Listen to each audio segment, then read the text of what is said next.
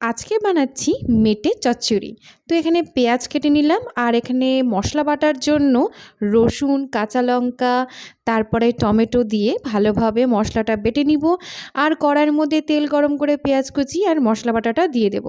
তো মশলা বাটা ভালো করে কষানোর পর আমি এখানে লবণ, হলুদ গুঁড়ো আর ধনে গুঁড়ো এর মধ্যে অ্যাড করে দিব। তারপরে মশলাটা কষানোর সময় আমি এখানে অ্যাড করে দিব কাঁচা লঙ্কা। যারা বেশি ঝাল খাও তারা এটা অ্যাড করতে পারো।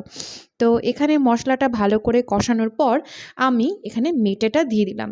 মেটেটা দেওয়ার পর জল গরম করে আমি এখানে গরম জল দিয়ে দিলাম আর এখানে রেডি হয়ে গেল মেটে চচ্চড়ি। আর এখানে আরেকজন ঘর ঝাড় দিচ্ছে আর বাবাকে এখানে টেস্ট করালাম। আর এখানে আমার গোপাল সোনার জন্য আসছে কিছু ভালো ভালো গিফট, দুটো বেডশিট, জামা, তারপরে ওর শোয়ার হচ্ছে মশারি, আরও কিছু জামা, ছোট ছোট প্যান্ট।